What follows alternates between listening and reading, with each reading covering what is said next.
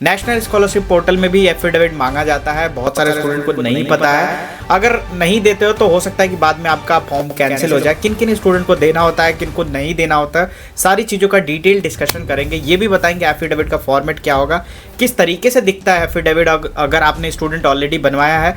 अगर आप दूसरे कॉलेज में पढ़ते हो, फॉर एग्जाम्पल यूपी के स्टूडेंट हो और आप पढ़ रहे हो छत्तीसगढ़ में, तो आपका एफिडेविट का फॉर्मेट कहाँ से बनेगा, आपके जहाँ से आप रहते हो वहाँ से बनेगा। वेलकम बैक टू सॉटिक साइंस। मेरा नाम है शोएब और दोस्तों, जैसा कि आप सभी स्टूडेंट को पता होगा कि टाइम टू टाइम पे हम नेशनल स्कॉलरशिप पोर्टल की अपडेट देते हैं और बहुत सारे स्कॉलरशिप के बारे में भी बताते हैं। रिसेंटली हमें बहुत सारे स्टूडेंट के ऐसे कमेंट मिले थे कि सर एफिडेविट क्या होता है, एफिडेविट का फॉर्मेट क्या है। बहुत सारे कॉलेज वाले यहाँ पे मांग रहे हैं। इवन जब स्कॉलरशिप अप्लाई कर रहे हैं डिफरेंट टाइप की स्कीम में, वो स्टेट की स्कीम हो सकती है, वो प्राइवेट स्कीम हो सकती है, या किसी ऑर्गेनाइजेशन की हो सकती है, या किसी फंड के थ्रू आपको वो प्रोवाइड की जाती है, या फिर किसी आपने पार्टिसिपेट किया होगा किसी ऐसे कंपटीशन में जहाँ पे आपको स्कॉलरशिप प्रोवाइड की जाती है और वहाँ पे सेमी गवर्नमेंट या फिर आप स्टेट का या फिर प्राइवेट ऑर्गेनाइजेशन की वजह से आपको वहाँ पे बेसिकली मांगा जा रहा है एफिडेविट। सबसे बड़ा सवाल यहाँ पे ये है, नेशनल स्कॉलरशिप पोर्टल में भी एफिडेविट मांगा जाता है। बहुत सारे स्टूडेंट को नहीं पता है। अगर नहीं देते हो तो हो सकता है कि बाद में आपका फॉर्म कैंसिल हो जाए। किन किन स्टूडेंट को देना होता है, किन को नहीं देना होता है, सारी चीज़ों का डिटेल डिस्कशन करेंगे। ये भी बताएंगे एफिडेविट का फॉर्मेट क्या होगा, किस तरीके से दिखता है एफिडेविट अगर आपने स्टूडेंट ऑलरेडी बनवाया है। अगर आप दूसरे कॉलेज में पढ़ते हो, फॉर एग्जाम्पल यूपी के स्टूडेंट हो और आप पढ़ रहे हो छत्तीसगढ़ में, तो आपका एफिडेविट का फॉर्मेट कहाँ से बनेगा, आपके जहाँ से आप रहते हो वहाँ से बनेगा, या फिर छत्तीसगढ़ हो तो वहीं से बनेगा।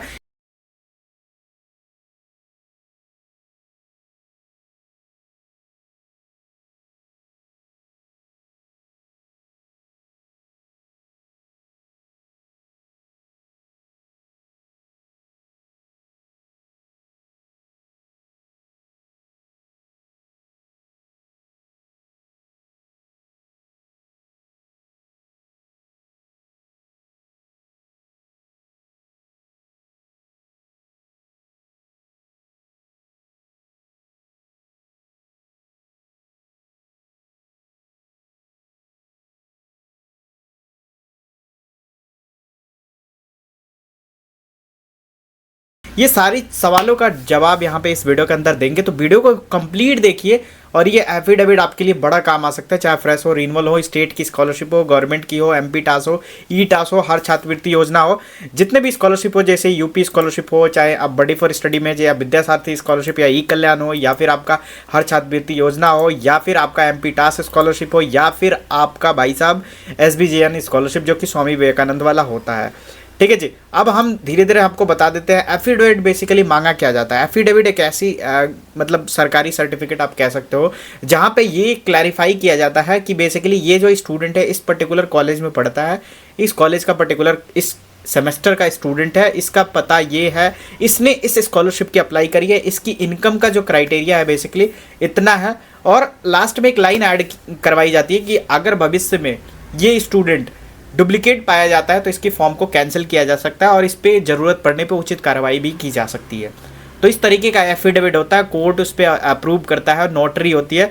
कैसा दिखता है सबसे पहले फॉर्मेट दिखा देता हूँ। बहुत सारे स्टूडेंट यहाँ पे ये कर रहे हैं ना, उनके पास ये वाला फॉर्मेट इंटरनेट से डाउनलोड करके और इस तरीके का फॉर्मेट वो क्या कर रहा है, वो अपना बेसिकली यहाँ पे नोटरी वगैरह लगा के नोटरी से और इस तरीके से फॉर्मेट वो सबमिट कर रहा है। भाई साहब आपका फॉर्म पूरी तरीके से कैंसिल होने वाला है, क्योंकि जो एक्चुअली यहाँ पे एफिडेविट का फॉर्म यहाँ पे होगा ना, ये देख सकते हो यहाँ पे आप 10 रुपये वाला भी लगा सकते हो, 100 रुपये वाला भी लगा सकते हो।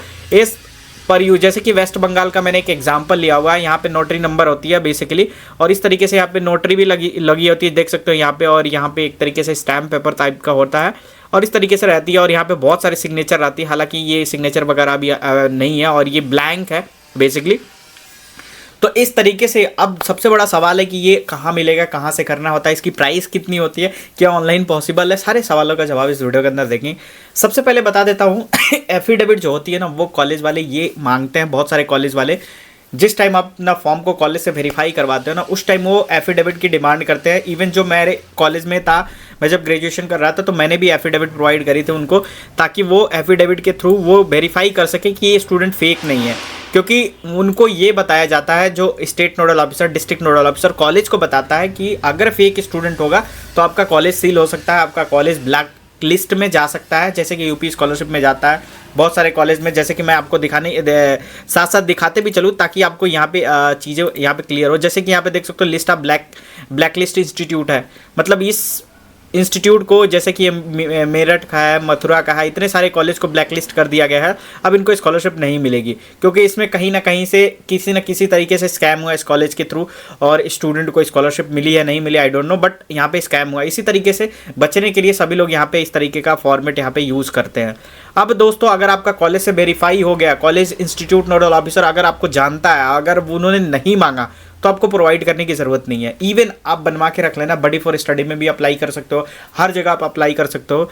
सबसे बड़ी चीज़ है कि ये आप 200 रुपये आपका बेसिकली यहाँ पे चार्ज लेते हैं, जो कि आपका कोड से बनेगा और डिपेंड नहीं करता कि आप कोड, मान लो आप, मैंने बताया कि जैसे कि आप फॉर एग्जांपल आप यूपी के स्टूडेंट हो, यूपी में पढ़ाई करते हो, छत्तीसगढ़ में पढ़ाई करते हो बट यूपी के स्टूडेंट हो, तो ऐसा नहीं है कि आपको यूपी आना पड़ेगा, फिर ये एफिडेविट आपको क्रिएट करना पड़ेगा आपके नियरेस्ट कोर्ट से, मतलब जो कि आपका तहसील जिसको कहते हैं। अब आई डोंट नो कि आपके लैंग्वेज में क्या उसको प्रोनाउंसिएट करते हो, बट जो कि कोर्ट होगा नियरेस्ट, जैसे कि जिला होता है, डिस्ट्रिक्ट होता है, वहाँ से बनता है बेसिकली। और यहाँ पे बहुत सारे जज के भी सिग्नेचर होते हैं, बहुत सारे वकील के भी यहाँ पे सिग्नेचर होते हैं, तो वो बेसिकली एक तरीके से प्रूफ होता है, ऑफिशियली प्रूफ, कि आप यहाँ पे अगर पकड़े जाते हो या कुछ ऐसा मिसबिहेव या मतलब एक तरीके से इस तरीके से होता है तो आपकी स्कॉलरशिप विड्रॉ कर ली जाएगी और आपको यहाँ पे बेसिकली आपके लिए प्रॉब्लम हो सकती है। बट ऐसा कुछ होता नहीं है, बस एक फॉर्मेलिटीज़ होती है ये तो इस फॉर्मेलिटीज़ को आपको करना होता है। और आप छत्तीसगढ़ में अभी पढ़ रहे हो, यूपी के स्टूडेंट, तो छत्तीसगढ़ के नियरेस्ट जो भी कोर्ट होगा वहाँ पे जाओगे, 200 रुपये 100 रुपये का स्टैम्प पेपर, जैसे ये 10 रुपये वाला ले सकते हो आप, नोटरी 2-3 रुपये में आपको मिल जाएगा टिकट, उसको आप करके किसी भी वकील से टाइपराइटर को दे सकते हो 30 रुपये, वो टाइप कर देगा। बहुत लोग हाथ से भी लिख देते हैं, तो हाथ से लिखने वाला भी चल जाएगा, बट यहाँ पे ये वाला स्टैम्प जो पेपर आपको दिख रहा है ना स्क्रीन पे, यही वाला होना चाहिए। मतलब वो 10 रुपये का भी हो सकता है, 50 रुपये का भी हो सकता है, कि उसके पास कौन सा अवेलेबल है। हालांकि 10 रुपये वाला करोगे आपका सस्ता पड़ेगा, तो इस चीज़ को आप खास ख्याल रखिएगा।